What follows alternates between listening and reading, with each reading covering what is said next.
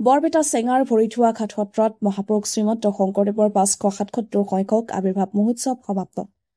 বৰপেটা জিলাৰ অন্তৰ্গত চেঙা শালটিয়াপাৰাৰ চেঙা ভৰিঠোৱা ঘাট সত্ৰত বৃহস্পতিবাৰে মহাপুৰুষ শ্ৰীমন্ত শংকৰদেৱৰ ৫৭৭ সংখ্যক আৱিৰ্ভাৱ মহোৎসৱ দুদিনীয়া কাৰ্যসূচীৰে উদযাপন কৰা হয়।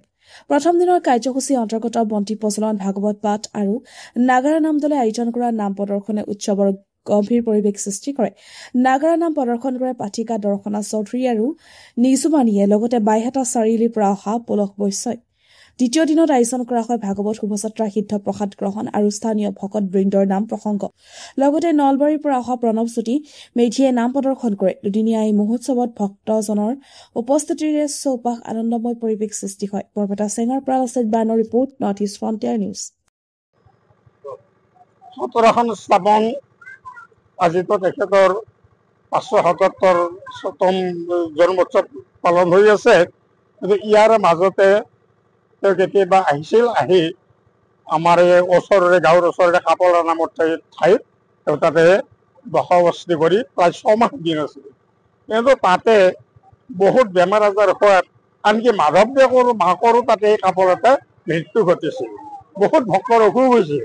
তাৰপিছত তেওঁ এই চাউখোৱা নদীৰে ফটি যাওঁ বুলি আহিছিল।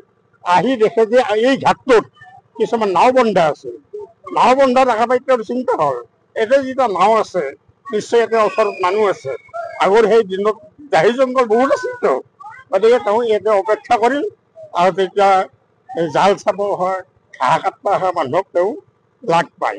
আৰু তেতিয়া গাঁৱলৈ তেওঁ খবৰ এটা পঠিয়াই দিয়ে যে ধৰ্ম প্ৰচাৰক এজন আহিছে, গাঁৱৰ মানুহখিনি মোক লাগ ধৰিবলৈ দিব। তেতিয়া নেক্সট দিনাখন গাঁৱৰ মানুহ আহি তেওঁক লাগ ধৰিলে। তেখেতে এই সত্ৰৰ নিয়ম নীতি কাৰ্য কেনেকে চলাব লাগে, সাঁচিপাত, নামঘৰ, চাকি বন্তি কেনেকে জ্বলাব লাগে, গোটেইখিনি আমাৰ গঞা ৰাইজক এটা বুজাই দিলে। কিছুদিন থকাৰ পিছত এটি অঘটন ঘটা বুলিয়ে ক'ব পাৰি। নৈৰ পানী বাঢ়ি আহিছিল, ব্ৰহ্মপুত্ৰৰ পানী, আৰু সেই পানী আমাৰ এই জানেদি বৈ গৈছিল। মাছ আছিল বৰকে।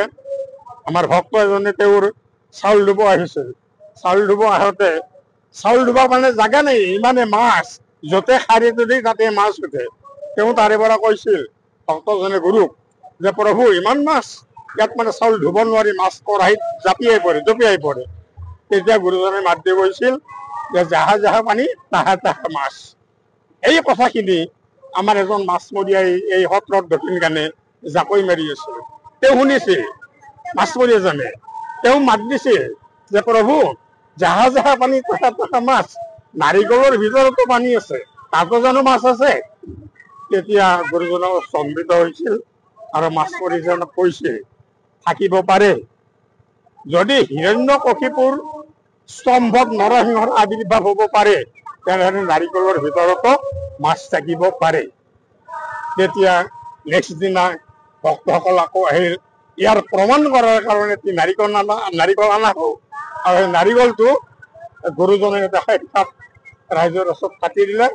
সঁচা কৰি এটা মাছৰ পোনা দেখা বুলি আমি আজিলৈকে শুনি আছো। আমি তাত দেখা নাই সেই দিনৰ কথা। সেই মাছটো হৰিত ধনি কৰি এই চাউলখোৱা নদীত উটুৱাই দিলে, আৰু তাৰে 2 দিন পিছত গুৰুজনাক আমাৰ ইয়াৰ পৰা পঠিয়াই যাবলৈ ৰাইজৰ পৰা অনুমতি বিচাৰে। তেতিয়া ৰাইজে তেওঁ গোটেই ৰাইজ আহি তেওঁক ধৰি দাঙি নি নাৱত তুলি দি ভৰি ধুৱাই দিছিল, আৰু তেওঁৰ পাদদক শিৰত লৈছিল, আৰু য'ত কিন্তু পান কৰিছিল ভক্তবিলাকে। তেতিয়া তেওঁ গুৰুজনাই নিজ মুখে কৈছিল যে এইটো আপোনালোকৰ ঘাট আছিল, নাওবন্ধা ঘাট আছিল, কিন্তু এই ঘাটটোৰ মই আজি নামাকৰণ কৰিলো। আজিৰ পৰা এই ঘাটটোৰ নাম ভৰি ধোৱা ঘাট। তেওঁ নিজে নামাকৰণ কৰি ৰাইজৰ পৰা বিদায় লৈ তেওঁ কৰি ইয়াৰ পৰা আমাৰ পৰা পঠিয়াই। ভৰি ধোৱা সত্ৰৰ কিমান চনৰ পৰা কিমান চনলৈ আজি আমাৰ আৰম্ভ হৈ আহিছে, এই কথাখিনি মই চমুকে ক'ম বুলি ভাবিছো। ৫৭৭ বছৰ ধৰি ইয়াৰে প্ৰায় ৬০০ বছৰ, ৫০০ বছৰ এই ভৰিধোৱা ঘাটৰ সত্ৰত আমাৰ জন্মোৎসৱ চলি আহি আছে। কিন্তু আজি যেনে পৰিৱেশতে আমাৰ জন্মোৎসৱ হৈছে, আগতে তেনেকুৱা নাছিল। আগতে খালি বন্তি গছাই জ্বলাইছিলো, অলপ নাম কীৰ্তন কৰিছিল। ২০১৯ চনৰ পৰা নৱনিৰ্মিত হৈছে আমাৰ এই সত্ৰখন। চৰকাৰৰ পৰা আমি কিছু দান বৰঙণি পাইছোঁ, তাৰে পৰা আমাৰ এই সত্ৰখনৰ উন্নতি হৈ আহিছে।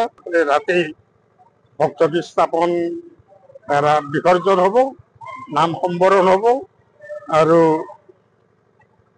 এই সভা মহোৎসৱৰ সামৰণি হ'ব।